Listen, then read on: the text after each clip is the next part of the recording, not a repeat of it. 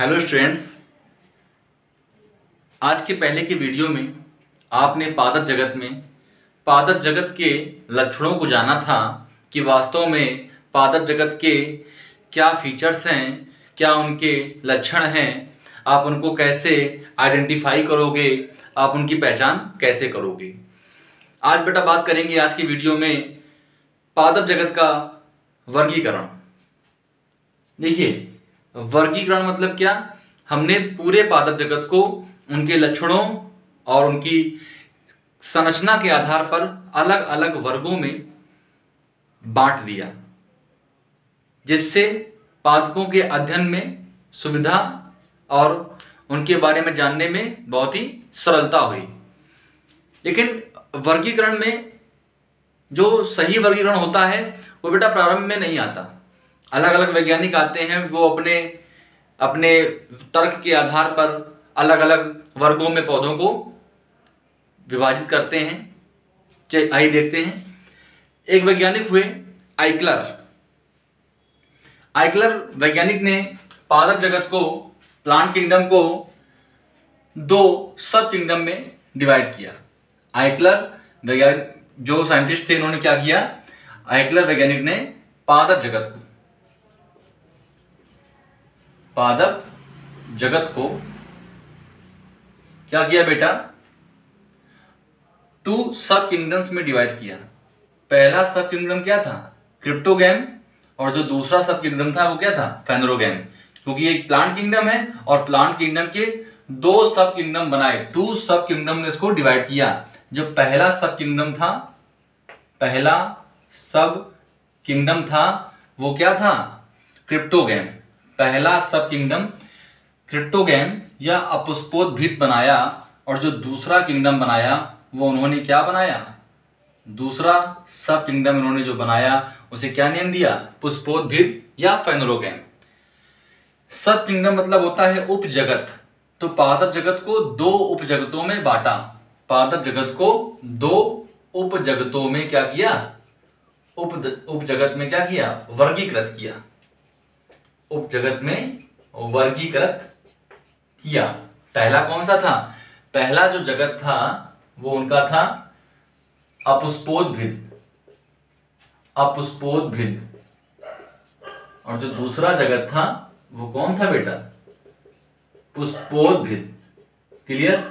अपुष्पोद्भिद और पुष्पोद्भिद। आप ऐसे समझिए। पहले मैंने क्या बताया कि आइकलर ने क्या किया? पादप जगत को दो उपजगतों में वर्गीकृत किया। पहला था अपुष्पोद्भिद और दूसरा कौन सा था बेटा? पुष्पोद्भिद। वही चीज हमने यहां पर एरो से बनाई। चलिए इसको रफ करते हैं। अब यहां पर समझते हैं, इधर से ध्यान दीजिए। पहला जो सब किंगडम था अपुष्पोद्भिद, इसमें इन्होंने ऐसे पौधों को रखा जिनमें फूल और बीज अनुपस्थित थे। इसका मतलब आइकलर ने किस बात को आधार बनाया? तो आप अगर पूछा जाए कि आइकलर ने पादप जगत को किस तथ्यों के आधार पर दो उपजगतों में डिवाइड किया, दो उपजगतों में वर्गीकृत किया, तो आप क्या बताओगे? आइकलर ने बीज व पुष्प की उपस्थिति व अनुपस्थिति के आधार पर, उपस्थिति व अनुपस्थिति के आधार पर पादप जगत का वर्गीकरण किया। पादप जगत का वर्गीकरण किया। इतनी बात समझ में आई कि नहीं आई आपको? कि जो आइकलर वैज्ञानिक थे, अच्छा ये सबसे पहली बार आए थे? इसके पहले भी वर्गीकरण किया गया है, तो वो बेटा थियोफ्रेस्टस के द्वारा किया गया था। वो थियोफ्रेस्टस हुए, अरस्तु हुए, इन्होंने पहले वर्गीकरण किया था। इसीलिए थियोफ्रेस्टस हैं वो जो आपका वनस्पति विज्ञान है, वनस्पति विज्ञान के पिता कहलाते हैं। कि पिता कौन है? थियोफ्रेस्टस हैं, ये अलग बात है। और अरस्तु हैं जंतु विज्ञान के पिता। अरस्तु हैं जंतु विज्ञान के पिता, और जीव विज्ञान के पिता भी अरस्तु ही कहलाते हैं। तो ऐसा नहीं कि आइकलर के पहले किसी ने वर्गीकरण नहीं किया था, थियोफ्रेस्टस ने किया था और अरस्तु ने किया था। लेकिन एक सही आकलन जिसे कह सकते हैं उसको जिसको वैज्ञानिकों ने मान्यता दी, तो वो कौन थे? पहले आइकलर। आइकलर ने क्या किया? बीज व पुष्प की उपस्थिति व अनुपस्थिति के आधार पर पादप जगत को क्या किया? वर्गीकृत किया। पहला क्या बनाया? अपुष्पोद्भिद, और दूसरा क्या बनाया? पुष्पोद्भिद। अब पुष्पोद्भिद में कैसे पादप रखे इन्होंने? जिसमें बीज और पुष्प क्या थे? अब्सेंस था, ठीक है ना, उनकी अनुपस्थिति थी। जो पुष्पोद्भिद बनाए जिन्हें फेनोरोगैम बोला गया, इनमें बीज और पुष्प क्या थे? उपस्थित थे। इतनी बात आपको क्लियर हुई? ठीक है ना। अब बात करते हैं कि आइकलर के बाद में जो वैज्ञानिक आए, उन्होंने पादप जगत को किस आधार पर वर्गीकृत किया? क्योंकि आइकलर ने तो बीज व पुष्प की उपस्थिति व अनुपस्थिति के आधार पर क्या किया था? पादप जगत को वर्गीकृत किया था। अब बात करते हैं दूसरे वैज्ञानिक, जिनका नाम है ओसवाल्ड टिप्पो।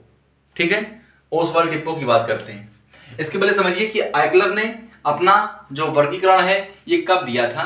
तो इन्होंने इसको 1883 में प्रस्तुत किया था, अकॉर्डिंग टू बुक। ठीक, चलिए आप जानते हैं जो दूसरे वैज्ञानिक हुए, उन्होंने किस बात को आधार बनाया पादप जगत को वर्गीकृत करने के लिए? बेटा दूसरे वैज्ञानिक हुए ओसवाल्ड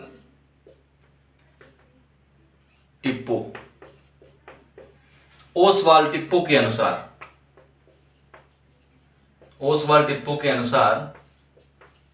पादप जगत का वर्गीकरण।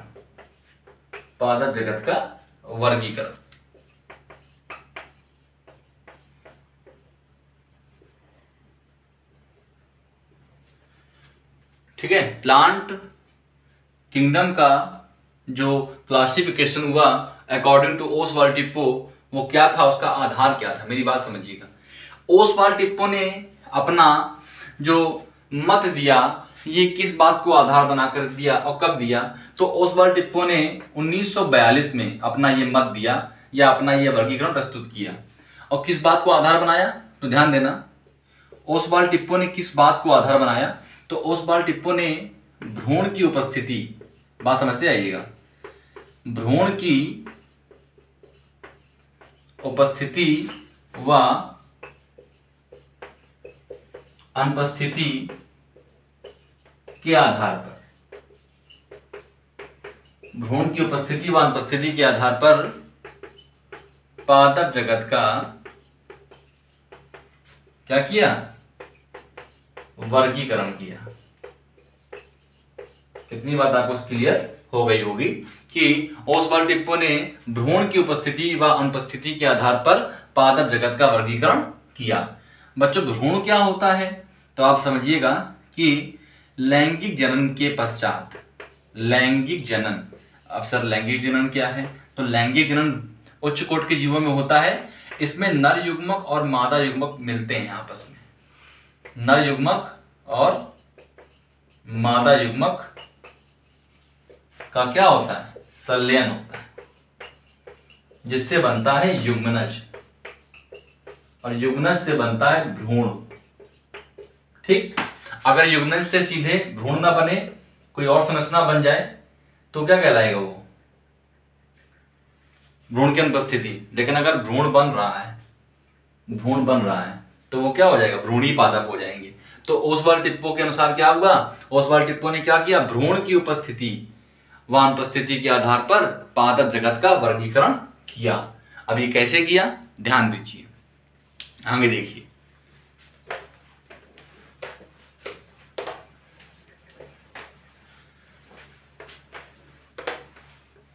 बात समझिएगा बेटा। ओसवाल्ड टिप्पो ने क्या किया?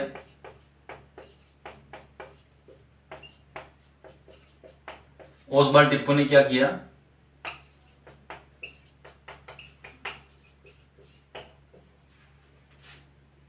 भ्रूण की उपस्थिति व अनुपस्थिति को आधार बनाकर क्या किया था? वर्गीकरण किया था। लिख दे ब्रैकेट में, भ्रूण की उपस्थिति व अनुपस्थिति के आधार पर। ठीक, पहला इन्होंने बनाया सब किंगडम थैलोफाइटा। थैलोफाइटा बनाया, ठीक है, थैलोफाइटा। दूसरा इन्होंने बनाया एम्ब्रियोफाइटा। एम्ब्रियोफाइटा, ठीक, एम्ब्रियोफाइटा। थैलोफाइटा में क्या था? भ्रूण अनुपस्थित था, भ्रूण अनुपस्थित। और एम्ब्रियोफाइटा में क्या था? भ्रूण उपस्थित था, ठीक। थैलोफाइटा में भ्रूण अनुपस्थित और एम्ब्रियोफाइटा में भ्रूण क्या था? उपस्थित था। अब थैलोफाइटा के बाद पढ़ते हैं एम्ब्रियोफाइटा में और किसको रखा। वैसे तो बुक के अकॉर्डिंग देखा जाए तो बुक में बहुत सारे लाइकोप्सिटा, साइलोप्सिटा, है ना, अलग अलग दिया है, लेकिन आप एक एक्चुअल जो अभी आप जब आप चैप्टर आगे पढ़ोगे तो वहां पर आपको नाम मिलेगा ब्रायोफाइटा, टेरिडोफाइटा, एंजियोस्पर्म, जिम्नोस्पर्म।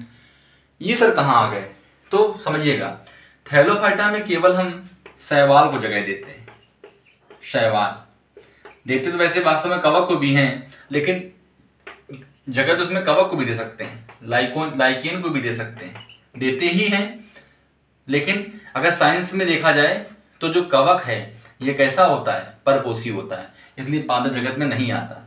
तो थैलोफाइटा में हम शैवालों को जगह देते हैं, और जो एम्ब्रियोफाइटा है इसमें हम जैसे ब्रायोफाइटा,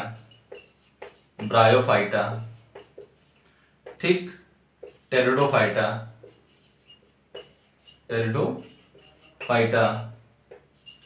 जिम्नोस्पर्म और एंजियोस्पर्म को इंक्लूड करते हैं। अब सर ये क्या है? ब्रायोफाइटा, टेरिडोफाइटा, जिम्नोस्पर्म और एंजियोस्पर्म। ब्रायोफाइटा को ब्रायोफाइटा कहते हैं, ठीक है, ब्रायोफाइटा, टेरिडोफाइटा। जिम्नोस्पर्म को बोलते हैं अनावृतबीजी, और जो एंजियोस्पर्म है ये आपका है आवृतबीजी। तो आपको कुछ समझ में आ रहा होगा कि जो थैलोफाइटा है मतलब शैवालों का जिसमें आप अध्ययन करते हो, तो थैलोफाइटा को किसमें रखा गया है? आपका इसमें भ्रूण की अनुपस्थिति है, इसलिए इसको क्या किया? अलग किया। और जो एम्ब्रियोफाइटा है इसमें ऐसे सभी को इंक्लूड कर लिया है जिसमें भ्रूण बनता है। इसका मतलब ब्रायोफाइटा में भी भ्रूण बनता है, टेरिडोफाइटा में भी भ्रूण बनता है, अनावृतबीजी में भी भ्रूण बनता है, और आवृतबीजी पौधों में भी क्या बनता है? भ्रूण बनता है। अब आगे आप ध्यान दीजिएगा, इसके आगे समझिएगा। थैलोफाइटा के पौधों में जड़ तना पत्ती का अभाव होता है। इनका शरीर थैलस के जैसा होता है, इसीलिए नाम क्या देते हैं इनको? थैलोफाइटा कहते हैं। जबकि एम्ब्रियोफाइटा के पौधों में पत्ती, तना, अगर तना नहीं है तो अक्ष बोल सकते हैं। जैसे ब्रायोफाइटा में तना स्पष्ट नहीं होता, उसे आप अक्ष कहते हो, एक्सिस कहते हो। जड़ों के स्थान पर मूलाभास पाए जा सकते हैं, परंतु कुछ संरचनाएं दिखाई पड़ती हैं, जबकि थैलोफाइटा के जीवों में इस प्रकार की कोई संरचनाएं उपस्थित नहीं होती हैं। तो यह एक छोटा सा वर्गीकरण था, आप इसको इतना पढ़िएगा।